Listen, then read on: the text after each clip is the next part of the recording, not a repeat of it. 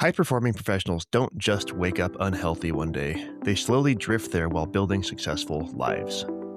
What we're doing is we're looking at the brain activity and energy levels of your brain and understanding how everything is kind of working together with your cognition, your memory, your focus. Kristy Berry is the CEO of Cenegenics, a global performance health and longevity company helping busy professionals reclaim energy, clarity, and long-term health. So Cenegenics, we were founded back in 1997, and we really are the global leaders in performance health and longevity. But this isn't just a story about leadership or longevity. It's about how people actually evolve into their next phase of performance. We can create new habit, new lifestyle, and approaches that really do help us age gracefully and do so in a more optimized way. Because Kristy's story didn't start at the top. So I came into Cenegenics and I applied for the very first patient services associate role. So think customer service. I was like front line, pretty much receptionist. Today, in her role as CEO of Cenegenics, Kristy helps guide thousands of professionals through the next stage of their health using precision data and a proactive approach to performance and longevity. They had deprioritized their own health and well-being in the mission of taking care of their family. So I don't have time for myself because I need to give all my time away to these people that depend on me. But the conversation is, these people are depending on you, but you are not in your optimal state. So how well do you think you're showing up for them when you don't take the time to take care of yourself? And so self-care is not selfish. It is actually selfless, because the better you take care of yourself, the more present you can be for these people that rely on you. Whoever you are, it is okay to take care of yourself first, and you should. Because if you're out there, whether you're taking care of a family, you're taking care of your elderly parents, you're taking care of your employees, etc., you can't give it all away and then just be drained yourself. This is the Superhuman Blueprint podcast, and this episode is for anyone ready to stop guessing and start leading their health with intention. Welcome to the Superhuman Blueprint podcast. Out of curiosity, in your experience, what is kind of the first quiet sign that you would see in a high-performing person's health that would indicate it's starting to slip? You know, it's a really good question. I really think that when somebody is feeling just overly tired with, everything that they're doing, and I really relate that to sleep, right? So if you just find you're not sleeping well, you're not sleeping as much or as deep as you used to, and you're kind of like, going through your day and you're hitting that wall at some point, right? Call it in the afternoon. Yeah. I think, that's an early warning sign. I think your body's signaling to you that, you've got some things going on that you need to address. And unfortunately, I think people just expect that that's normal, right? It's like, oh, well, it's midday. I'm going to be tired. I should expect this. And I just got to power through. Yes. And it's really not the case. It doesn't have to be that way. I agree. Actually, I have a 3-minute wellness self-assessment that I have people do kind of leading into our opening conversations. And part of it is that afternoon energy crash, because people assume it's normal to have an afternoon energy crash. People assume that getting poor sleep at night is just a condition of aging. It doesn't have to be, though. Right. It does not have to be. It's interesting because I think that amongst a whole host of other things, people have just learned to kind of accept that, oh, well, that's just what happens when I age. So whether it's sleep or something else, right? Adding a few extra pounds around the midsection, having that brain fogginess, like whatever those little indicators are, I think that we've just been trained, for lack of a better word, to just believe, well, that's just normal. I'm getting older. It's going to happen. And maybe that's what they've seen too with their parents, their grandparents, and just watching their evolution of aging. And I think where we sit today, and especially in the last 5 years with so much more awareness coming to the space of health and wellness and longevity, we can take back control and we can make changes. And we can create new habit, new lifestyle, and approaches that really do help us age gracefully and do so in a more optimized way. So you can stay at your peak performance. You can continue doing all the things you love, and you don't have to settle. I like that. That's kind of my thing. I'm like, you do not have to settle. for what your parents or grandparents went through. You have a choice. You can, you can be the CEO of your own body. Yeah. And there's steps that you can take to do that. And it doesn't have to be like everything all at once. It really, and frankly, I believe that it should be done in like bite-sized pieces, right? Stepping stones, because the goal is you want it to be sustainable. You want it to be long-term. You want consistency. And if you can do that in a way that works within your lifestyle and all the things you have going on, and you just make those small changes every day and kind of expand them as they become normal, your new normal, it's life-changing. It's truly life-changing. Beautiful. That was beautifully said. And there is this phase that I call the silent decline, which is where people go from being in, a pretty good state to slowly creeping along towards that like far from optimized state, right? Where, like you said, the belly fat starting to come in, the energy starting to dip, the brain fog, libido's low, just all of these little signs that people just attribute to normal aging or a byproduct of just being busy, and you just kind of suck it up and deal with it. But what does that do for your performance in work? What does that do for your performance as a member of your family or your social group, right? And all of these things are happening. So what are a few key drivers that you've seen that get people to finally acknowledge that maybe they need to talk to someone about this, maybe they need to do something about this? Having been in this business now for almost 30 years and watching the people who come in to Cenegenics and are ready to make that change, I have to say that oftentimes they've seen a friend or a family member have some significant health issue, right? So whether it's their heart, they've had a stroke, they get dementia, whatever it might be. And it's this trigger, and it's like this wake up call. It's like, oh my gosh, that's my buddy. I do not want that to happen to me. Or maybe they're approaching, their mid 40s, early 50s, and they recall, oh, my dad had a heart attack when he was 52. How do I get in front of that? So I think that's probably the most common thing that I see when people are making the choice. Something has triggered them in a not so great way to start to take action for themselves. On the other hand, as I said earlier, in the last 5 years, so much has changed. And this awareness around being able to not accept what traditional medicine says is normal or average, because really their normal is average. I think that a younger generation of people are now starting to say, look, I want to get ahead of this.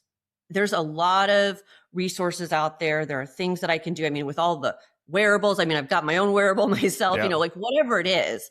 How can I think differently about my health so that, I'm like staying ahead of this? So in the last 5 years, that has definitely been a shift to where people are saying, I'm not going to wait till my 50s and 60s to do something about it when I'm already feeling the symptoms.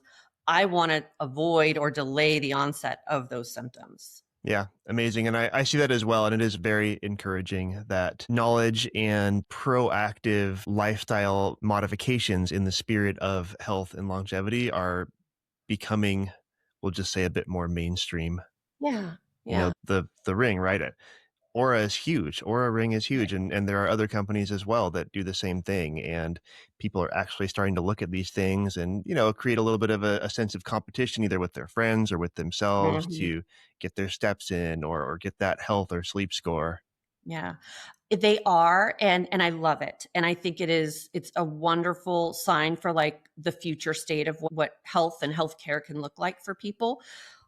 I do, however, have some concerns in the sense of, because there is so much out there, and because I think human nature, people want like the quickest, easiest fix. Just give me a pill. Give me one pill that I can take a day and make everything wonderful. Well, there's a certain peptide right now that's kind of a prime example. A prime example. It's like for like the peptide, right? So that does have immediate impact and effect, but at the end of the day, there's no single source miracle, is how I think about it. And I feel as though that with all the new, I call them like the new shiny, sexy objects that are popping up everywhere, It's great. So I think that's a great first step for people, but don't stop there, right? You can't look at your body in any singular way. It's so robust and comprehensive, and everything intertwines with each other. Yeah. And so just because you're focusing on that one thing, don't lose sight of everything else that's impacted by it or impacting it that you also need to be addressing. And I also think, the Oura Ring is a great example. And my own personal story is, don't get too caught up on like one single data point, right? You've got to look at trends over time. And if it's okay, I share a little story about my own experience with it. Please. I started wearing the Oura Ring and trying to like figure out my sleep and whatnot. And it was great. Got a lot of cool information, good information, made some, minor adjustments and tweaks. But then I was noticing that I would wake up and I actually felt refreshed. I was like, oh, I had a good night's sleep.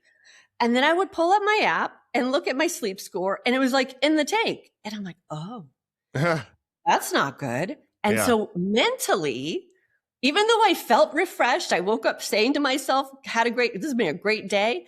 I was like, oh, maybe it's not going to be a great day. Maybe I am actually tired, You've right? been sabotaged. I sabotaged myself, right?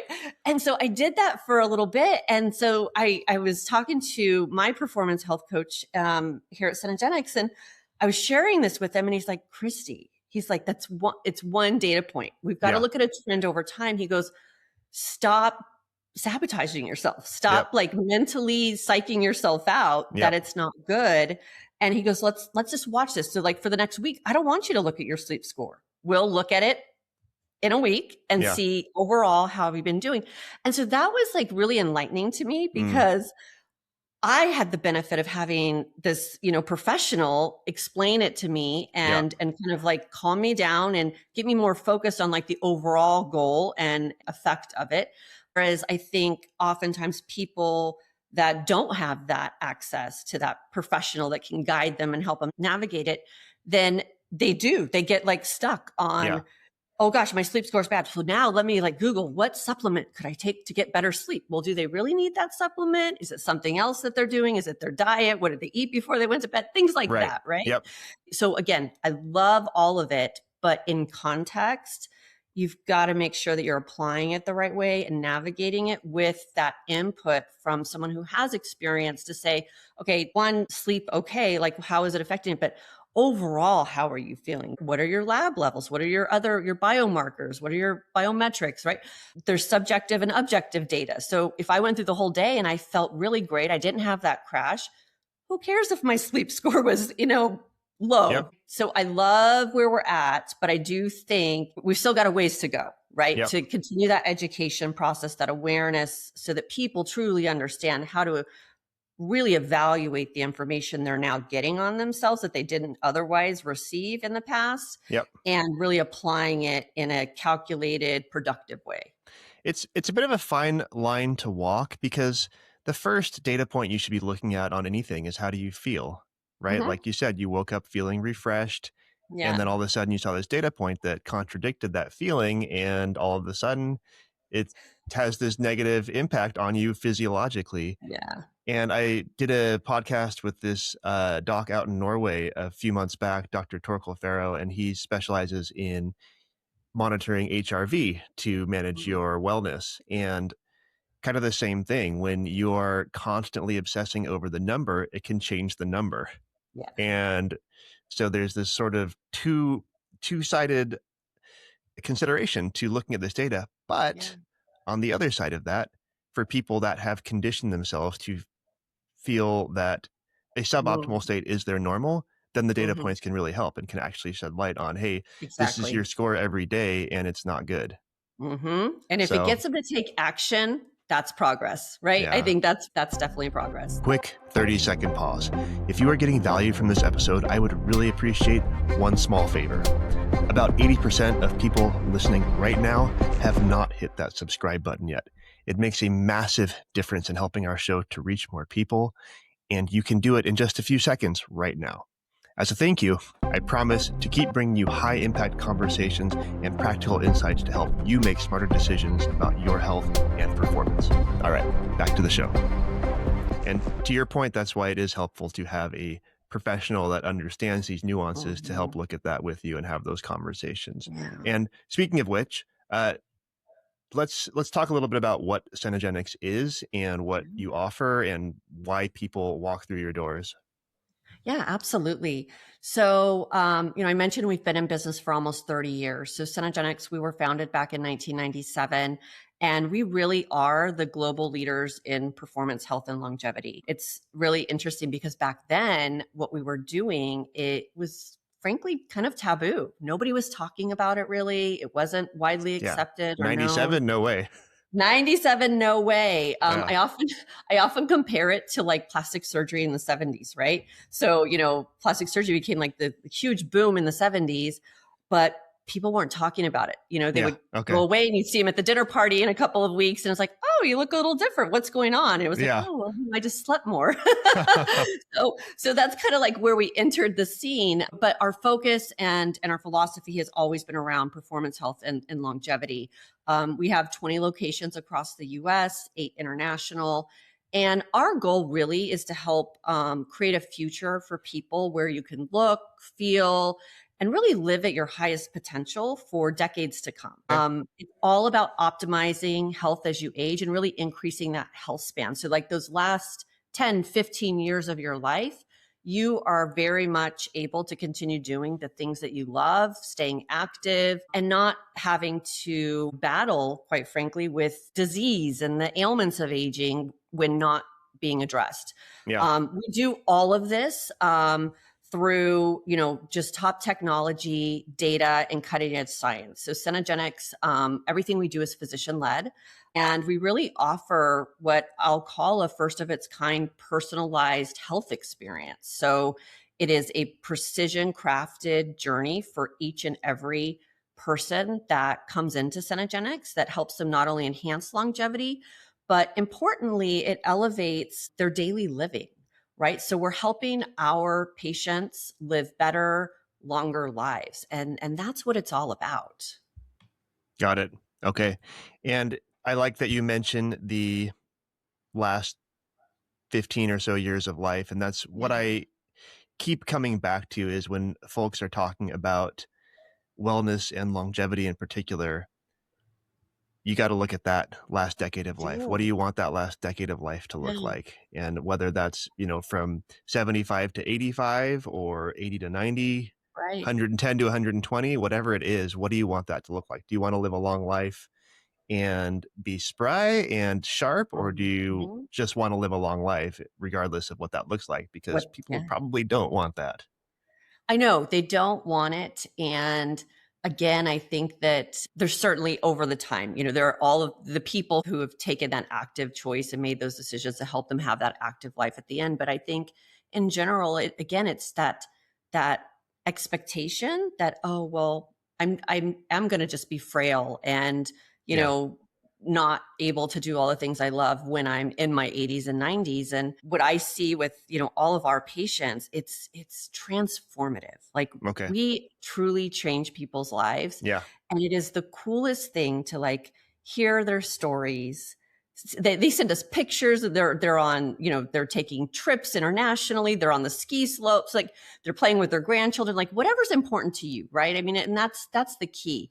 And that's why I think, our approach to being very personalized in everything that we do, there's no one size fits all. Like there's not, there shouldn't, it is just does not exist. It should not exist, frankly. And if we can personalize it to you and we can make those changes to where, again, as I said earlier, it like fits into your lifestyle. Because what's important to you, Drew, might not necessarily be important to me or what we like to do. And our bodies are very different. And that's okay. And that's a beautiful thing, actually. And so being able to get so precise in how we optimize. And so whether that is through, lifestyle, which I think is like the foundation of it all, right? So bluntly, what are you putting in your mouth, right? Yeah. How much are you moving? And then as you age, I mean, it's natural. Your hormones are going to decline, right? Yep. And so if we can have that access to the information around how your body is responding to that natural aging process, we can then create interventions and therapies that make sense for you to really help keep you at that optimal level. And to do that, though, it's yes, subjective and how are you feeling and what's your body saying to you, but you've got to dig deep. You've got to dig into your biomarkers. You've got to look at all of the biomarkers and how they're responding. And, again, not one singular biomarker, don't just look at your cholesterol or your cortisol or your hormone panel. You've got to look at it as a whole because, again, everything works together. So if you can start there and have insight into that and then build on it, that really does set you up for success as you continue to age. Yeah. And I love that you said it starts with a strong foundation. Just do the right things with your lifestyle. There are a lot of clinics or wellness facilities that offer these regenerative medicine interventions, peptides and stem cells and advanced technologies to help with this. And they acknowledge that you really need a strong foundation to get the most out of that, but they don't offer it, and there aren't necessarily checks and balances to make sure someone is doing that before they start their treatment. So I love that you focus on that, so you you get both sides of that. And so the listeners of this show should be well aware of what most of those foundational life habits look like, of eating well and moving well and getting outside and breathing and being grateful and hydrating and all those things, right? Sleep. Yep. Where it gets fun, right? Where the ears kind of perk up is the advanced stuff. So we've been talking a lot about the regenerative medicine stuff on this show lately. I know there's a lot of technology as well. So what do you do on the advanced interventions at Cenegenics that would get people excited? Yeah, so we do a number of things to really look at your biometrics, right? In addition to those biomarkers. So those biomarkers, we're going to look at over 200 biomarkers in your blood serum. We're going to also provide epigenetic testing, right? Because I think that's so important when people think about their bodies. Your genes play such an important role in how your body is aging and how you respond to certain things that you're doing. So really having a deeper understanding of that and then marrying that with the biometrics. So think about the DEXA scan. So getting a look at your full body composition. So understanding your lean muscle mass, your body fat percentage, also your bone density. I think that's something that doesn't get the attention that it necessarily needs. But bone density for men and women is so important, especially as you age. So going through a DEXA scan gives you all of those measurements and information and data points about your body. And then continuously checking in on that, you can see the progress that you're making. So hopefully, you're gaining lean muscle mass, you're reducing your body fat, you're increasing your bone density. We also do a 3D musculoskeletal scan where we're looking at over 1 million data points in your body. It's like very, very neat. You stand on this disc and this camera just circles your body. And AI fueled, and it literally looks at the mechanics of your body. And so it's interesting because it can identify problem areas, whether you know about them or not. It can identify your alignment, your balance. And as people age, I think, again, balance is another thing that's taken for granted. That's so important to maintain your balance as you age. But you need to understand, like, what do you need to be doing to help do that? Because if you don't have great balance, that's how falls happen, wrist fracture, low bone density. If you don't have that bone density, and then, unfortunately, it's not a great outcome usually. No. So this test that we do looks at all of that. And just a real quick story on it. We had a patient come in and, he was a former college athlete and, he's like, oh, I've got, this elbow pain and like my left shoulder. And, he knew like the spots that ached and bothered him, right? Or where he had injuries in the past. But we did this scan on him and his lower back just lit up bright red, like problem area. Wow. And so our coach was speaking with him about it. He's like, well, you didn't mention your lower back. He's like, oh yeah. He's like, yeah, that's just something I've dealt with my whole life. Didn't even think about it. Well, just get used to it, right? Just used to it. And Yeah. so we actually gave him a personalized exercise prescription based on everything that was identified, and gave that to him to start implementing in his daily life. When he came into us, he could not bend over and tie his shoe. And he had just assumed that he would never tie his own shoe again. Wow. And almost 4.5, 5 weeks after he started the plan, he was bending over and tying his own shoe. And he was almost in tears. Like when he came in for his follow-up, he was like, this is life-changing. Like Wow. I feel like my old self again. And you Amazing. gave me back something. Again, we take for granted every day that we can bend over and tie our shoes. And I couldn't. And I had just assumed I would never do it again. And now we could. So it was a very cool story. Additional testing that we do, we do cognition testing. So we do a brain EEG. And what we're doing is we're looking at the brain activity and energy levels of your brain and understanding how everything is kind of working together with your cognition, your memory, your focus. So very extensive testing there. We also do a carotid artery intimal thickness scan, because we want to understand, how do your arteries look? Yeah. Is there I mean, plaque? arterial plaque is a huge one that will It's go huge. completely undiscovered until someone has a event. Exactly. And so being able to do that and identify the thickness of their artery walls, to identify if there's plaque, and then being able to intervene early. Amazing. It's amazing. We also look at VO2 max. Okay. And for your viewers and yourself, I mean, the VO2 max can be a bit daunting, but it is such an important test because it really gives you insight into your cardiovascular endurance and being able to understand how your blood flow, the oxygen to your muscles, everything is functioning. And it also is an indicator for potential heart disease in the future, as well as being able to give you that personalized exercise prescription. Because, when you go to the gym and you work out, you're like, okay, you're told, oh, get your heart rate up, and it's like, okay, so you just kind of like go until you feel like your heart is beating out of its chest and you feel like you got a great workout, but not necessarily, because unless you understand the threshold in which you should be pushing yourself to get that elevated heart rate, like what is your ideal range for that elevated heart rate, to then be able to apply it to your exercise routine, you might not be getting maximum benefit. You might be stressing yourself out and like sweating like crazy and exhausted. But did you really create change and improvement on a long-term basis with, how you're approaching that exercise? So we do all of those diagnostic tests. We also do other specialty testing, around looking at biological age, gut health, the whole gamut. And so it's so deep and comprehensive, the look that we have on each individual person, that we take all of that and then marry it with their current lifestyle, their health history, their family history. And that's what allows our physicians then to come in and create that personalized program for them. Okay. If you're a busy professional or executive and you're wondering where your health really stands, I built a free executive wellness scorecard to make it clear. It only takes about 3 minutes and you'll see exactly where you fall in the red zone, the warning zone, the optimization zone, or the elite performer zone.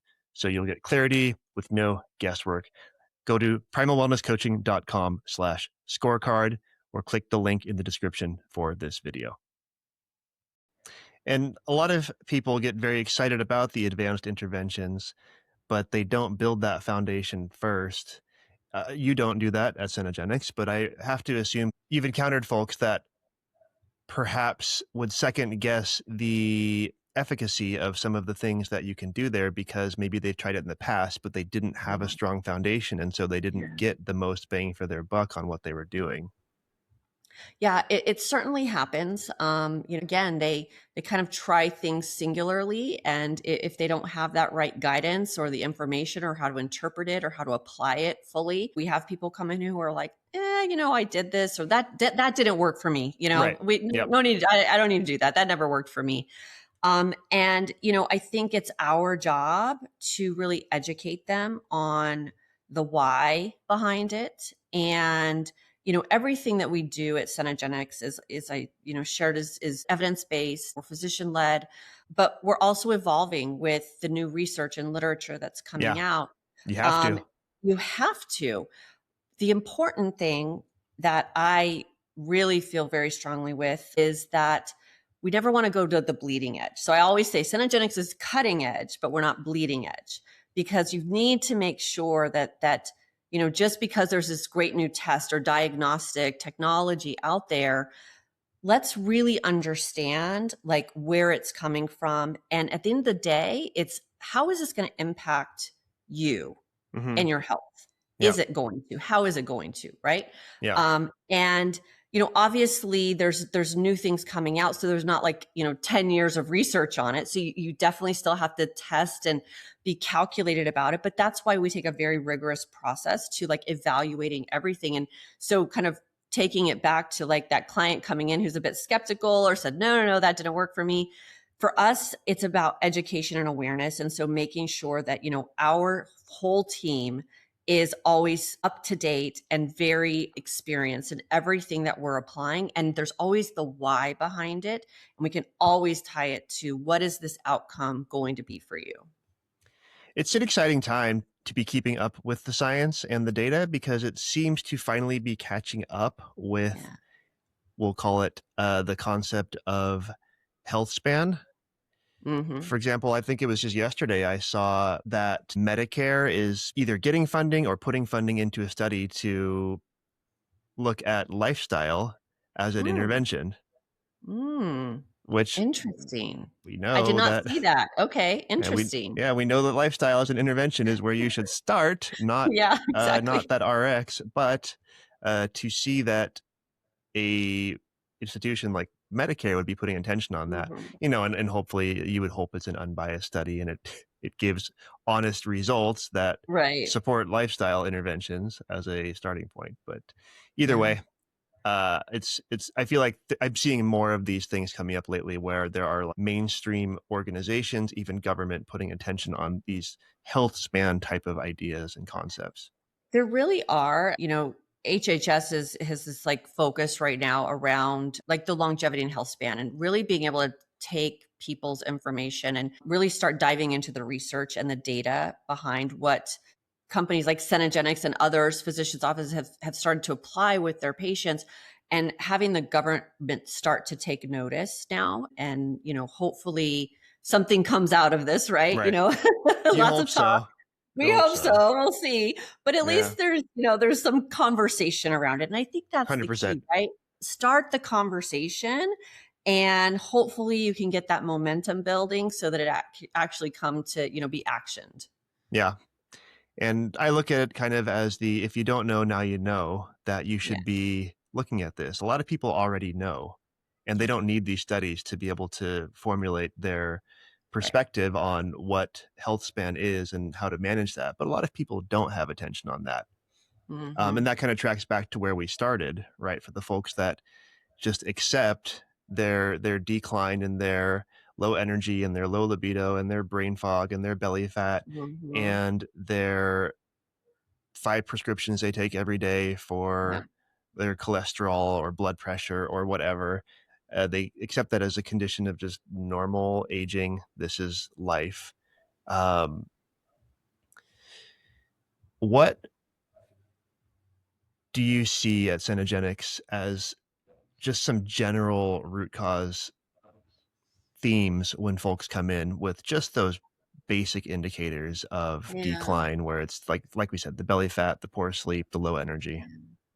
Yeah, I think that those are like the main drivers. So when somebody comes in, it is that it's, I've gained some extra weight. I've got brain fog. I'm not sleeping well. Have low or no libido, and so that's kind of what drives them in. And then when we bring them in and then we start doing the testing and we really look at the data, you're looking at individuals who have high hemoglobin A1Cs, high glucose, so maybe they're pre-diabetic at that point. How do we intervene? Looking at people with high cholesterol, high cortisol, and then their hormones are low. So those are like the core areas that when somebody comes in and they're feeling one or several of those symptoms, their numbers then really show, their biomarkers really show that, okay, there is something definitely going on, and let's start tackling one thing at a time. But again, making certain that it's in a comprehensive way and not just focusing in like, okay, well, yes, your hormones are low, but you're aging, but let's really hone in on this cholesterol level, right? You can't do that because it all works together. And I think that that's where partnering with somebody who can be very comprehensive in how they're approaching your health and not only your symptoms, but really what your body is functioning at can really help make that change in your life. Yeah. Awareness is the first step, and then you got to make that decision to Yeah. if not do something about it, at least talk to someone about it. Yeah. So you, as you said, you have been at Cenegenics for a very long time, almost 30 years, and you are the CEO, but you did not start at the top. As I understand it, you started kind of at the bottom. And so I'm curious, so back then when this was way outside the mainstream, how did you even end up at a company like Cenegenics? And then how has your journey led you to where you are today? So, and I love this story. And I just, well, good. You should love your own story. I'm like, wow, like what a story. So I, from the time I was little, I have always loved to help people. I always wanted to take care of people and help people. I played doctor and nurse and all this stuff, right? Yeah. My grandmother was a nurse. And so I kind of like set my sights on like, I want to be a nurse one day. Okay. When I grow up, I want to be a nurse. Yeah. And so that's kind of like the path I took, started college and had to apply to the nursing program. So while I was in college part-time, applying to the nursing program, I was working for a pediatric office, and I was actually in Las Vegas. That's where our headquarters was at. Okay. I always wanted to just work in healthcare. So I was working as an office person. The nurse, the doctor retired. The nurse ended up leaving. I was friends with her, and she called me one day and she said, Kristy, there is this really cool company. She's like, it's hard to explain what they do, but it's really neat. They just opened up, and I think you'd really enjoy, checking it out. Because I was, looking for my next step since the doctor was retiring. Right. So I came into Cenegenics and I applied for the very first patient services associate role. So think customer service. I was like, okay, front line, pretty much receptionist, right? Okay. And so I was like, oh, this seems interesting, and my friend that was a nurse was there, and I'm like, yeah, sure. I'll check it out. Yeah. And so I was hired on and, started this new department for customer service. And were you so you were a one-person show as the new department? I was a one-person show in that department. Nice. And I had this really unique opportunity. The former founder was there was an issue with one of the patients and their orders, and whoever he normally went to wasn't there. And he literally walked into the room, and there was a few of us in there, and he goes, you, and he like pointed at me. Yeah. He's like, come with me. So anyways, he brought me in and asked me to dive in and figure out what happened and to fix it. Okay. And one, I was terrified. Two, I was like, okay. And so I got to work and, ended up resolving it. And he was very pleased. The patient was very pleased. And from that point on, he's like, you know what? There's something about you. He's like, I see something more in you. And, I'd love to be able to pull you in on certain things, if and when the time is right. And I'm like, absolutely. So he started to do that. He would pull me in on different things that I otherwise wouldn't be privy to in my role, and essentially mentored me. So while that's happening, I then get accepted into the nursing program. Okay. Now, mind you, I had just gotten married. I just had my first child. So I had a lot going on. Yeah, not busy at all. Let's take on some more responsibilities. Why not? Exactly. And I was really loving what I was learning at Cenegenics and more the business side of healthcare. Okay. In the Cenegenics approach to healthcare. Yeah. And I talked to my husband about it, and I'm like, you know what? I go, I'm like, there's something about the business side that I'm loving. I love what we do as a whole. We help people. We do it in this non-traditional way. Like being able to be part of the business side of it is like, it like energizes me. And I said, so maybe I just stick this out? Like maybe I just stay here for another 6 months because I was going to have to quit because I had to go into like the full-time nursing program and get a night job someplace. And so he's like, whatever you want to do, I support it. And so I Good didn't man. accept. Yeah, he is a great man. I couldn't do what I do without him. But I went ahead and took a pass on that opening and said I was just going to do another 6 months at Cenegenics. Okay. Well, fast forward. One, I ended up never going back. I never finished. I actually don't have my college degree. I did not finish. I just immersed myself into Cenegenics. The running joke in the company, I was promoted 1,000 times. Nice. So I joined. So the company opened in 97. I joined in 99. By 2005, I had kind of moved up, supervisor, manager of operations, director. And so by 2005, I became COO. Wow. By 20, that was what, 7, 8 years later? 8 years later. At Yes. At 25 years old, you said? Yes. Outstanding. Yes. Amazing. Yes. Okay. And so, let me ask, how big was Cenegenics at that point? So in 2005, we just decided to do our national expansion. So we recognized that most everybody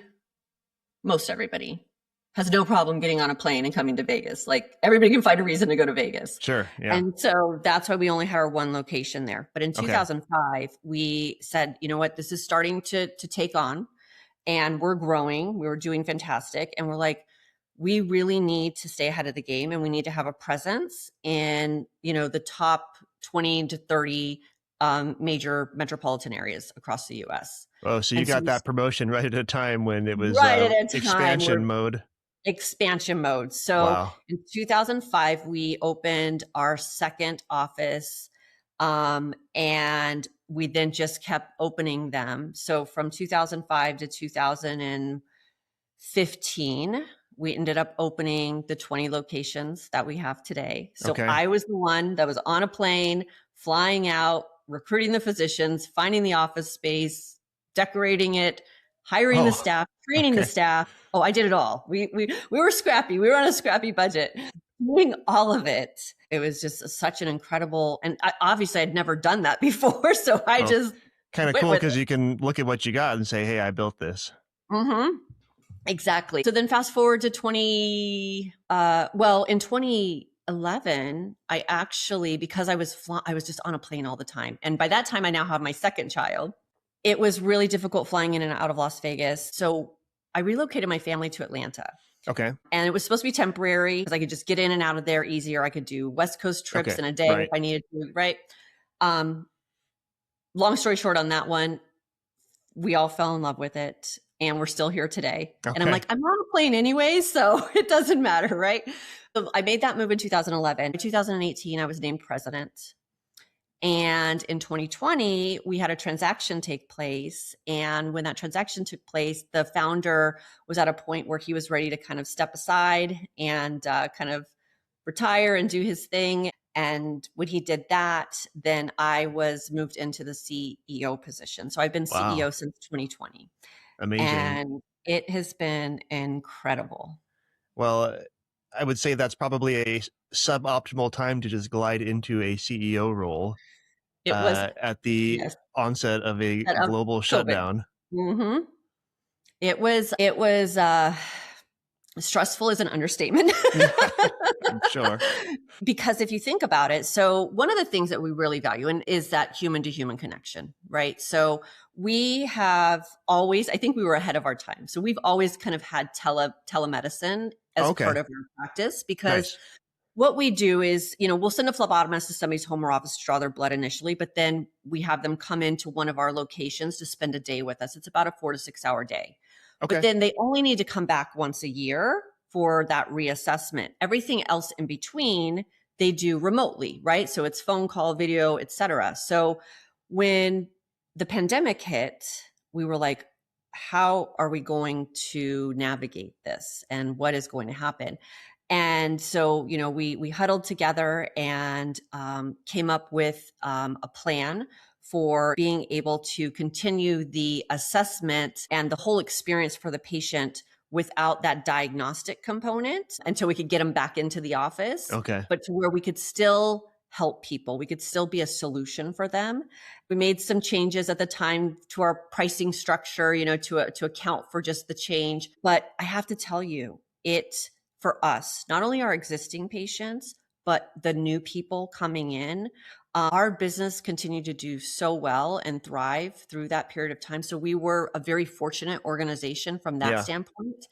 And I really credit that to a few things. I think one is the infrastructure that we've built and the people and the team. Like people and culture are so important to me. And I think having those people that were passionate, and we'll make it happen. We will figure out a way to make it happen. Yeah. And so like our personalized clinical care, the personalized patient experience is something that we pride ourselves on.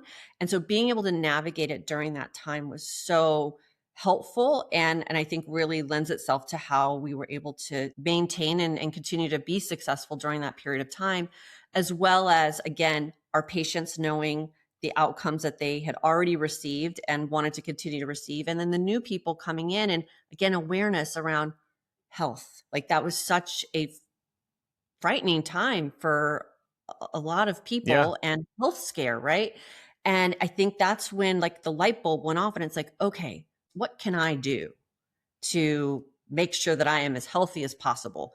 And that really started, the way I describe it, is kind of like a boom in this awareness in the longevity, performance, health, age management space really happened when the pandemic hit. And so for our business, because we're rooted in our approach to health and wellness, it allowed us to navigate those waters and come out doing fantastic on the other side and still today. Yeah. I would expect you actually have a significant advantage in that the people that, regardless of a pandemic, would have come in anyway, for those people that would have come in 2020, 2021, 2022, et cetera, all of a sudden there's a new sense of urgency. Right. And you still offer, almost the full range of services to them. So, now they have a sense of urgency. Plus, like you said, there's a new awareness for the people that would never have walked in the door before, that they need to start looking at things like their health and immunity and so on and so forth. Yeah. Yeah.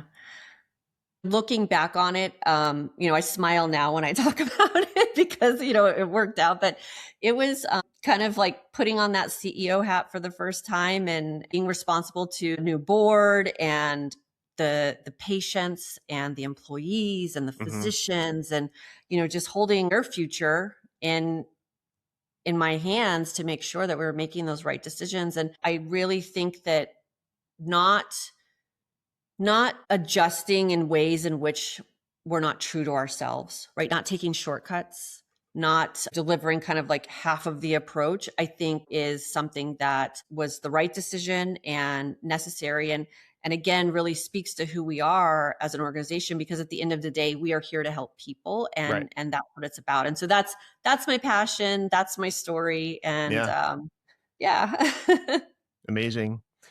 Do you find that, I guess, barring being on their deathbed, it's ever too late for someone to start on these types of changes with the lifestyle and then the advanced stuff? I love this question. The answer is no, it is never too late. Never, never, never too late. I think like that is one thing I like, almost like sing it to the world. Like it's never too late to make a change and to make improvement. And I think that it's easy to think like, I'm past my state of doing something amazing or great. That time is past. I'm accepting my fate, my future. If you start younger, sure, right? You are going to ultimately delay and or prevent the onset of disease and certain things that you might otherwise have. But when you're in your 50s, 60s, 70s, 80s, 90s, like whatever that is, making an active choice at whatever point makes sense to you. And that's what we do is, we meet people where they're at. Yeah. And because it's personalized, there's absolutely always something that we can improve upon or optimize. And I just hope that more and more people start to recognize that it is never too late. You always have a choice. You want choices and anything you do in life, really, right? That's what I preach to my kids. I'm like, you want as many choices and opportunities as possible. Don't limit yourself. Have an array of options, because, that's just going to open new doors and take you down new paths. And who knows what's out there and the potential. I think the same is true for somebody's health. Like it's never too late. Start now. And again, it doesn't have to be this overwhelming, like, oh my gosh, I have to do like 100 different things and I have to change everything completely or cut everything out. It doesn't have to be that way. And it shouldn't. Again, bite-sized, digestible, consistent habit-forming lifestyle is what it's about. Perfect. And out of curiosity, are there any common health or wellness trends out there? Like right now, there's a lot of focus on eating a high protein diet or getting your exercise in that zone 2 space. Any trends out there that you disagree with, that you think are maybe misleading? Not necessarily that I disagree with, but I do disagree with some of the approaches to how they're presented, as they are the be all end all. You have to do zone 2 now. Anything else is worthless or not going to help you, right? Right. I don't agree with that. Okay. And again, it goes back to that personalization. So there's a lot of great people out there with great information, and there are a lot of great people out there with not so great information. And I think that it's important that people recognize and do their research, right? Do their research to make sure that they really understand, like, where is this information coming from? How is it being applied? What is the training and expertise of this individual giving this information? So for me, what I don't agree with is the misinformation. That's what really gets me, because ultimately, however you're moving, if you're putting the right things in your mouth, right? If you're getting your sleep, if you're staying hydrated, again, back to those foundational things, if you're doing those things, they're a step in the right direction. So to say like, you can only do this, otherwise it's not going to work. But how do you know that? Right. Have you looked at your biomarkers? Have you looked at your biometrics? Like, have you looked at your genetics? And so that's where I would just disagree, I suppose. Yeah, absolutely. And I'm fully on board with you on that. I agree directionally with a lot of the trends right now. Like most people are underfed in the space of protein, but they still need to be strategic about what they're eating. They can't just say, this is my protein goal and now I have a healthy diet. Exactly. People can't just say, okay, there's a new focus on creating skeletal muscle mass. So they can't just say weightlifting is going to be my only exercise and that will help me live a long life. Right. Or the zone 2, same thing. Yeah. So Yep. Couldn't agree more. Fully on board. So for the folks in the professional space that are, let's just say, in their 40s, 50s, maybe into their 60s, they're deep into their career. Do you have experience in your conversations with those folks about how this decline that they're experiencing that leads them to me or to you has impacted their work, maybe the ROI and what they're delivering in their career? Yes. I have to tell you, it's game changing. I think that just taking the stories that we have heard from our patients that are, for the most part, executives, C-suite, entrepreneurs, physicians, whatever it is, right? I love that you said physicians. Let's get more physicians in there and understanding why all this is so important. Do you know that 25% of our patients are physicians and their families? I didn't know that. I'm glad. In fact, I just, my last podcast I recorded was with a doctor that specializes in peptides and some of that regenerative medicine. And, he was very much bashing the the medical professional space and how much they don't take care of themselves. Yeah, it's such an impressive statistic. And so I just had to share it because I think that too speaks volumes, right? It does. And I would hope that they take some of that knowledge that you're imparting on them and use that and to apply kind of it in their, modify the conversations that they're having. Yeah. So when we think about performance, and oftentimes like when I'm just out, maybe I'm at a dinner party or something, I say performance health. Like, oh, you work with athletes. It's like, well, sure. Yes, we do have some athletes, but performance is everything you do in life. You Yeah. perform every day. You get up and you perform whatever you're doing at home. You go to work and you perform. You are out in your community, you're performing, right? So that performance aspect of it. And once you're able to really optimize your health and where you're at, our patients have just seen tremendous progress and improvement in how they're showing up. And I think that's something that I just want to say here is whoever you are, it is okay to take care of yourself first, and you should. Because if you're out there, whether you're taking care of a family, you're taking care of your elderly parents, you're taking care of your employees, et cetera, you can't give it all away and then just be drained yourself, right? Yeah. So if you can take care of your health and be optimized, imagine what more you could do potentially for all of the people in your life that you're taking care of or you're working with and so forth. So from an executive point of view, being able to be, just sharp and, sitting in those meetings with, maybe that 50, 60-year-old executive is in meetings and maybe his employees are younger than he is, right? And maybe he's been feeling, and this is a real story, but, he was feeling like, gosh, I feel like I can't keep up with them. Like they've got a lot of energy and I'm like exhausted by the end of the meeting.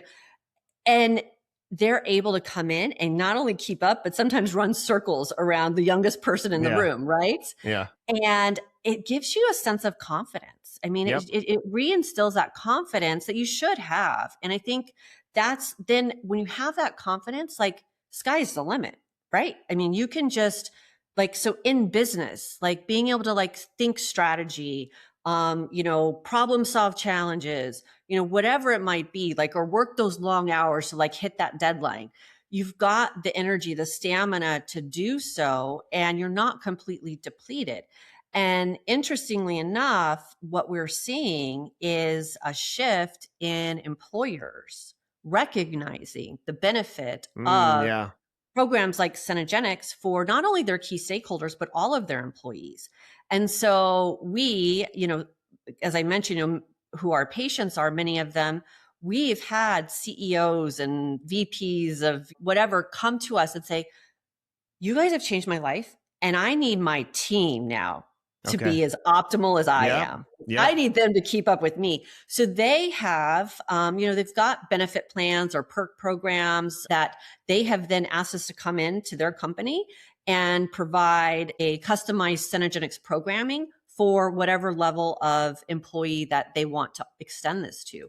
And more companies are starting to do this. So not only do we have that opportunity within our own existing patient base to help their employees, but now I have employer groups who are saying, we are hearing from our employees what they value most. And yes, everybody wants their PTO time or they want their gym membership covered, et cetera, but they're valuing those health and wellness benefits more than they ever have, in the history of, time, right? Yeah.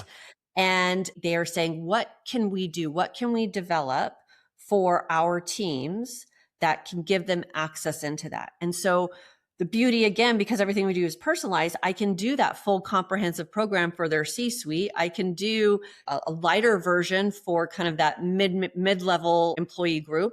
And then for the staff line, we do webinars, education, host lunch and learns around just lifestyle habits and tidbits. And so we're starting this growing awareness into the employer realm that has never been before, because what the employer then sees, they see an uptick in production and performance. They see a decrease in absenteeism. Also, there's a competitive advantage. When people are looking to go to their next job, well, what benefits are there? And so having that advantage and that edge above maybe the other people in their space that, they have this, wellness offering is really attractive. There's so many ways in which I see executives and business people taking advantage of keeping themselves at peak performance, for not only for themselves, but for maybe their employees as well. Yeah. It's amazing. When I first started having that conversation with people, I found I was largely having it with parents and parents of anywhere from young kids to teens where they had deprioritized their own health and well-being in, Yeah. the mission of taking care of their family. So I don't have time for myself because I need to give all my time away to these people that depend on me. But the conversation is, these people are depending on you, but you are not in your optimal state. So how well do you think you're showing up for them when you don't take the time to take care of yourself? And so self-care is not selfish. It is actually selfless, because the better you take care of yourself, the more present you can be for these people that rely on you. When you're present for them, the more sharp you are, the more energy you have. You have better emotional regulation and all these things that contribute. And then the evolution of that was then, okay, that completely transfers over into the workspace as well. It's the same thing, as Yes. you're showing up well for your kids, you're showing up well for your team at work, for the people that work Right. for you, for the people that you work for your clients. Mm-hmm. When you are mentally sharp and you have emotional regulation and you're in those sales calls or you're in those board meetings, you show up a hell of a lot better, and the ROI on everything is just better. 100%. I think many of us have non-negotiables in our life, Yeah. whatever those might be. And I firmly believe that your health and your self-care, which I agree is selfless. I loved how you said that.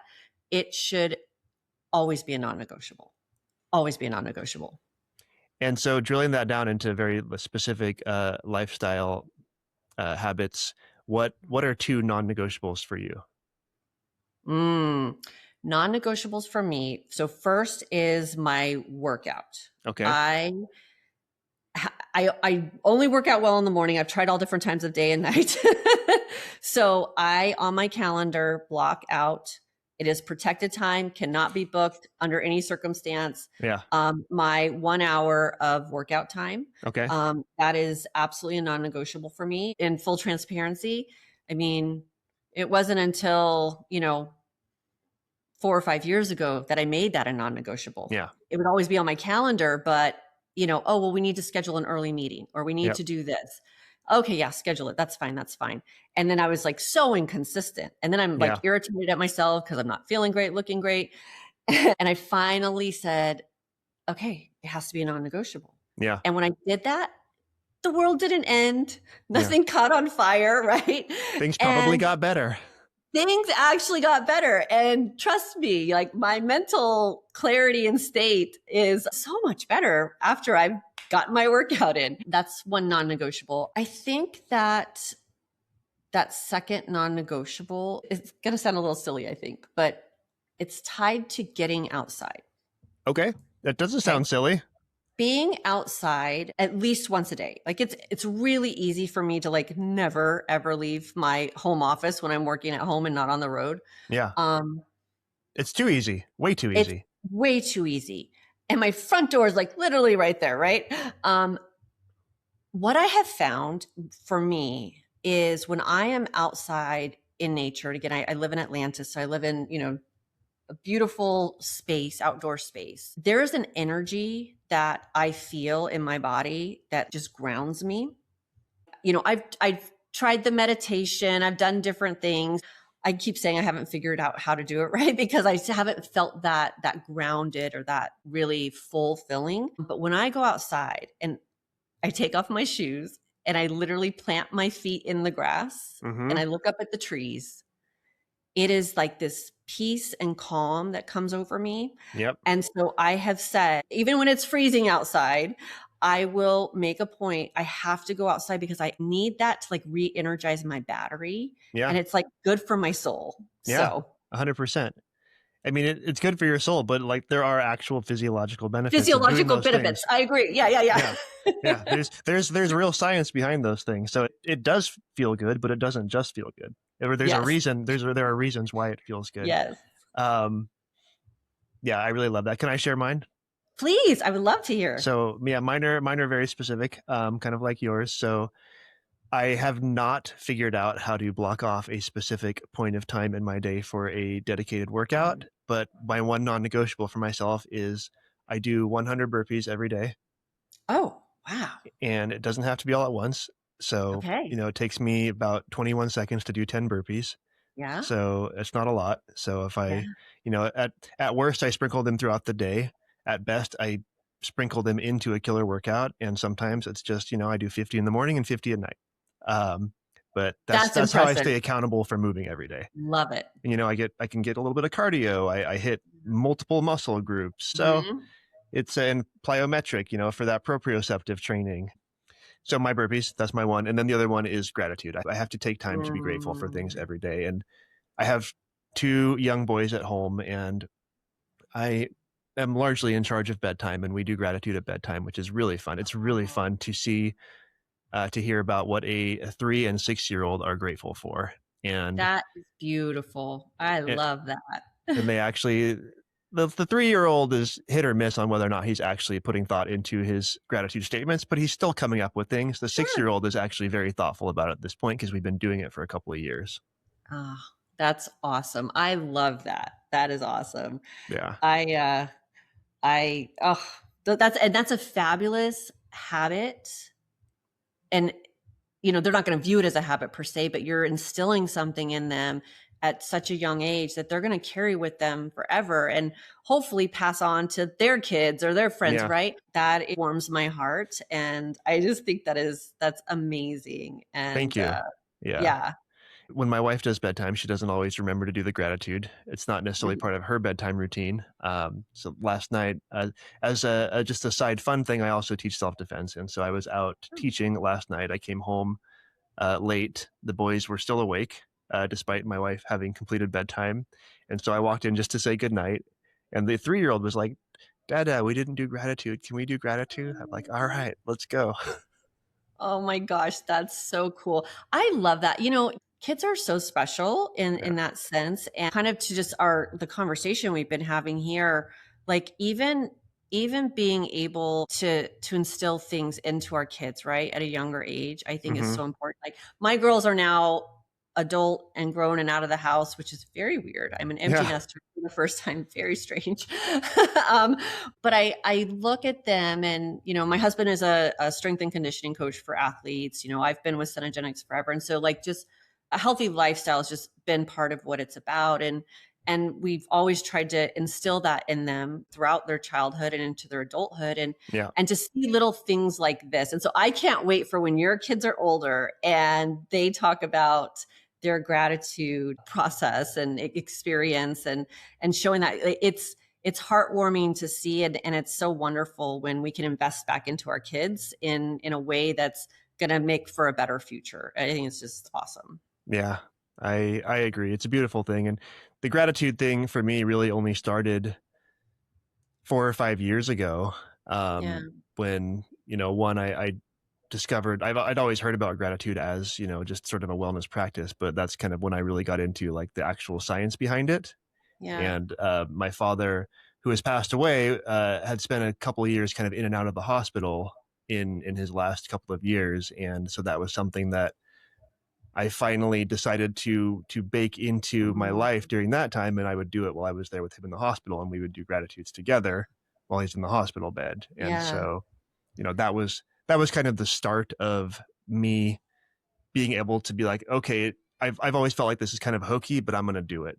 Yeah. And I saw what it did for my father as he's laying there in his hospital bed, and he's been there for a couple of weeks. And so, being able to bring that into my house and then just make it a part of my everyday life has been very meaningful to me. You have inspired me. I have to tell you, you have inspired me. And when you said that, I'm like, oh, that was such a great one. And I wish that was one of my non-negotiables. I think I'm going to work on that because, it's tough. Like, I mean, the reality is, for myself, at least, there's a lot to juggle in life. I think for everybody, right. In putting it into their own situation, but you've got so much going on. I've shared my story and all this stuff. And, I shared, I'm like, gosh, I'm really grateful for the opportunities or the this or the that. I get caught up sometimes, right, in not remembering that. And I think about all the negative, like, oh, this was negative, and now we've got that issue and got to deal with this, and on and on and on. And it's so easy to kind of get distracted by that, but to be able to kind of center yourself back around that gratitude and just take that time, because there is so much to be grateful for. And so you have inspired me. So Well, I'm gonna work on that becoming as one of my non-negotiables as well. Thank you for sharing. Yeah, absolutely. And it honestly, it takes work. And sometimes I kind of do what you do. I go outside, I put my feet in the grass, I look up at the trees, the sky, and I start to think my gratitudes. But sometimes they drift into, I'm grateful for whatever, my job. I'm like, oh, but my job's really busy and I got a lot of stuff to juggle. I'm like, nope, bring yourself back. I'm grateful for my job because I get to help people live a healthy lifestyle, and that is very spiritually meaningful to me. So yeah, it's you gotta be intentional. But yeah, it's a great just little thing that doesn't take much time to incorporate. Kristy, last question from me today. Are there any advances coming in either the technology of what you incorporate into your business there at Cenegenics, or just the information that we're going to have available to be able to make decisions about health? Anything that's coming in the near future that you're aware of that gets you excited?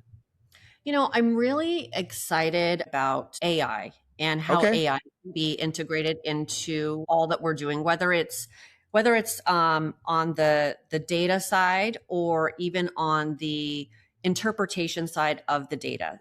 I will say I do not think, at least today or for the foreseeable future, AI should ever replace a physician and that care. But I do think that there are really amazing ways in which it can help supplement and really kind of pull together the information of one's health, and really creating that comprehensive plan and being able to iterate on it just on an ongoing basis, and also being able to help keep things, so from a nutrition or even an exercise perspective, keep things spicy, for lack of a better word, because sometimes it can get mundane, eating the same thing over and over again.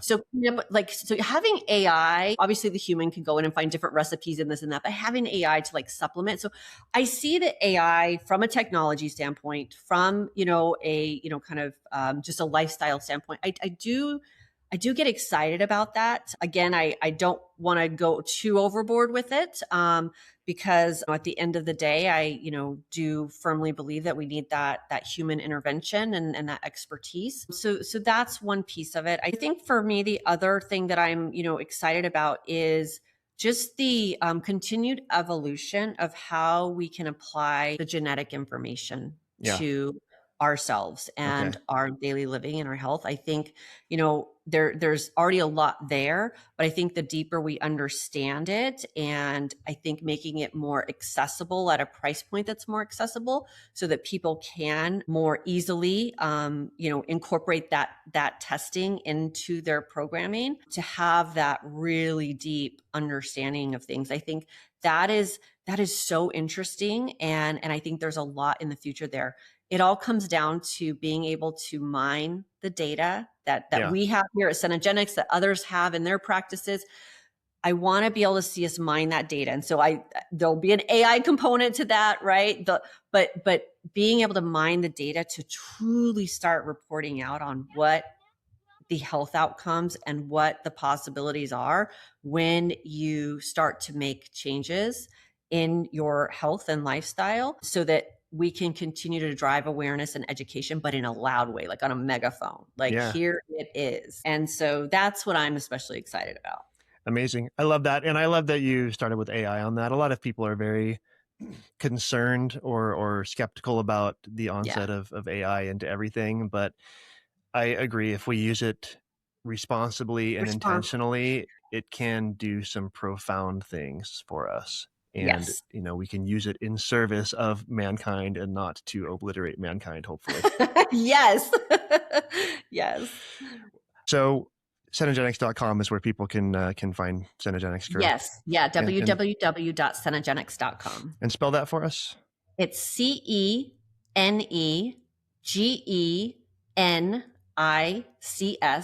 Cenegenics. Perfect. Cenegenics.com, folks. Also, I will link to Cenegenics and any other links that Kristy has for you in the show notes for today's episode at the Superhuman Blueprint Podcast.com. Kristy, thank you so much for the chat. It's been phenomenal getting to meet you and getting to hear about your story, as well as what Cenegenics does for the masses. Drew, thank you so much. It was my honor and privilege to be here with you today and your viewers. So thank you. Thank you. Thank you so much.